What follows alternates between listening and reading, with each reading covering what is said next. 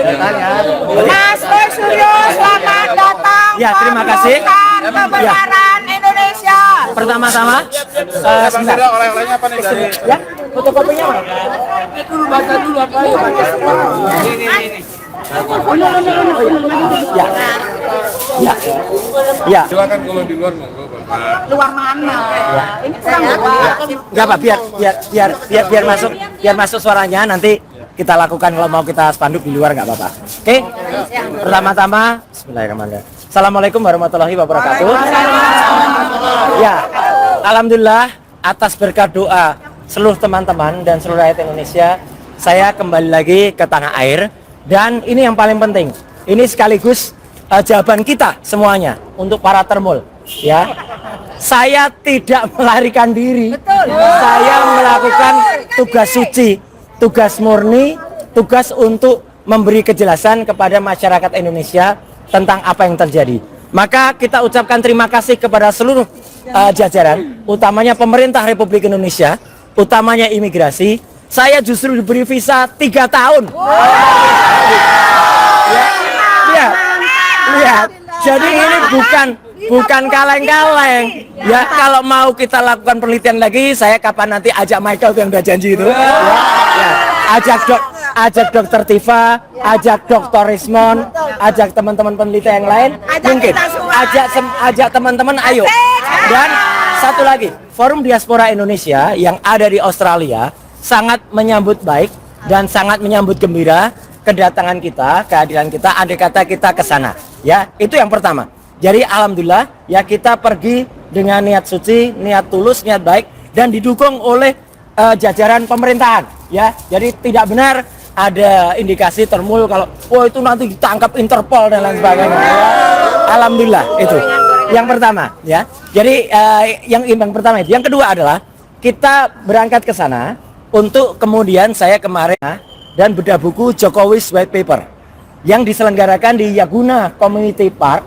Ya, itu adalah sebuah tempat yang sangat terhormat di Sydney yang biasanya digunakan untuk diskusi, digunakan untuk tempat dakwah, digunakan untuk tempat penelitian dan lain sebagainya. Ya, jadi itu dilakukan. Dan ini yang paling penting. Memang panitia yang ada di sana ya itu memang baru berani mengumumkan acara itu pada hari Sabtu setelah saya landing. Brosur semua flyer sudah disiapkan, tetapi memang belum berani memutuskan karena ya siapa tahu. Kita kan tidak bisa mengetahui apakah ada kuasa Allah dan lain sebagainya, ya kan? Tuh. Ya, semenjak berangkat ya, mulai dari terima kasih kepada Garuda Indonesia, ya, saya diberikan tempat duduk. Saya kursinya ekonomi.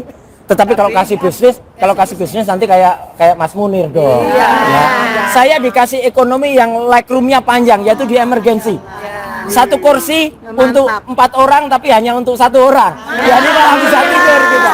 Ya, alhamdulillah. Ya, alhamdulillah. Iya, saya berangkat bersama Pak Agus Yunanto dari FDI dan kami berdua sangat nyaman di perjalanan.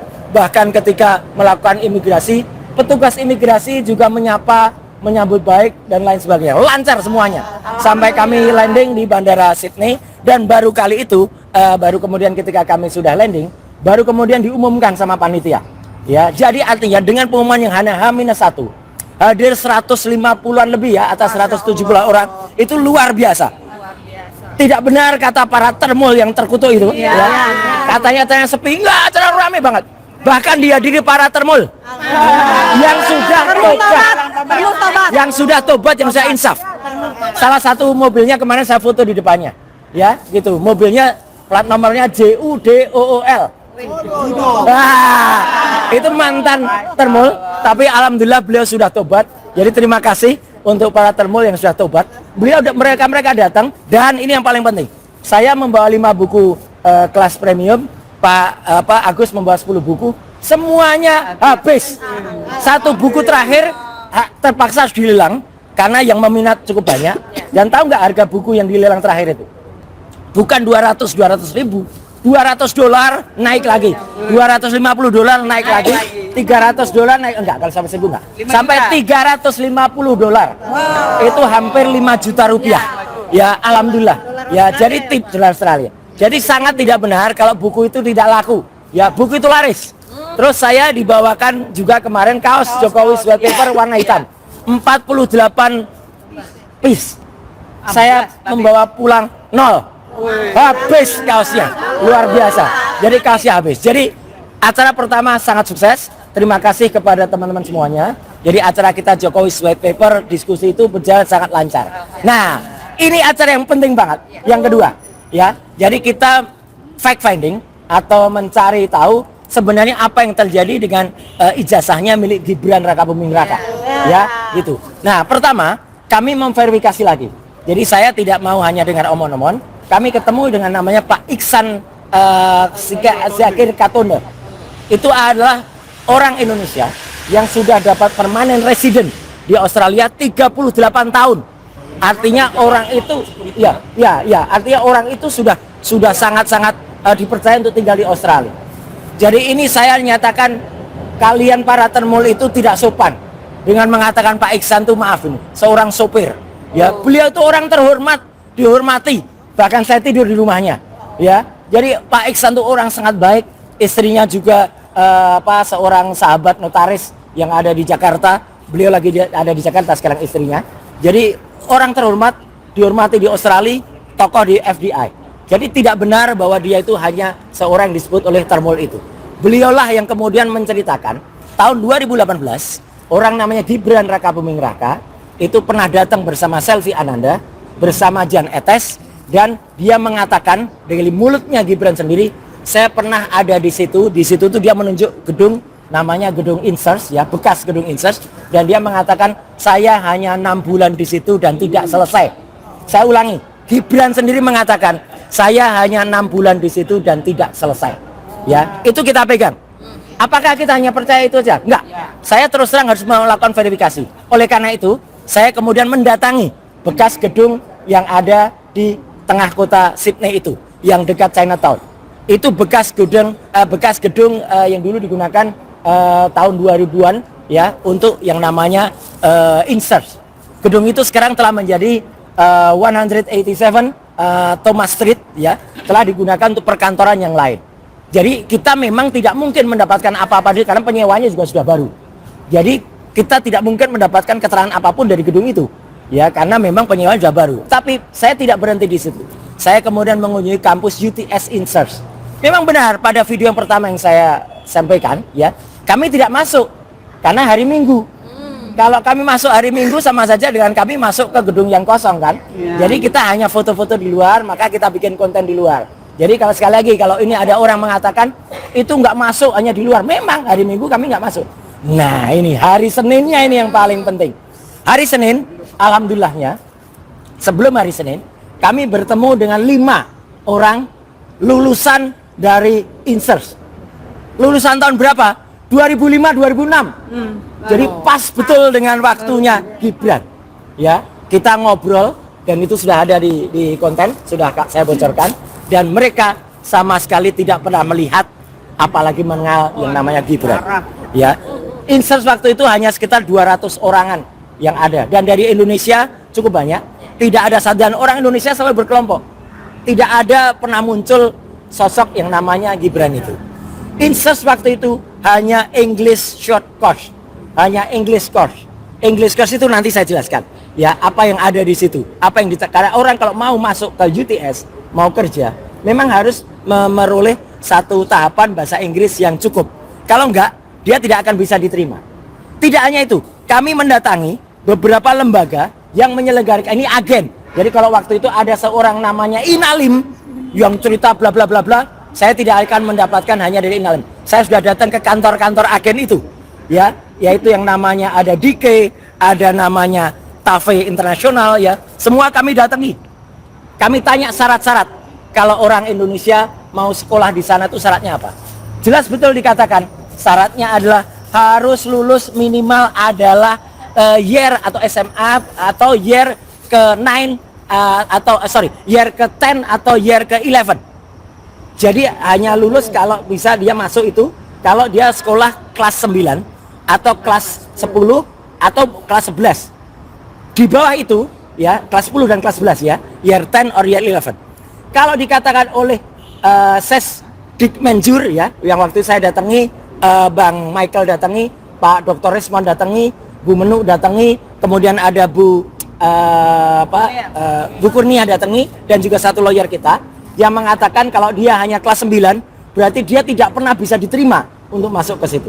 Apalagi dengan pernyataan Pak Iksan bahwa dia hanya 6 bulan. Tidak mungkin seorang yang hanya 6 bulan itu masuk. Karena untuk masuk ke sekolah-sekolah ini saja, ke lembaga-lembaga ini, itu minimal syaratnya adalah kelas 11 ya, atau kelas 10. Ya, jadi di sana itu dilaksanakan kelas 12 ya.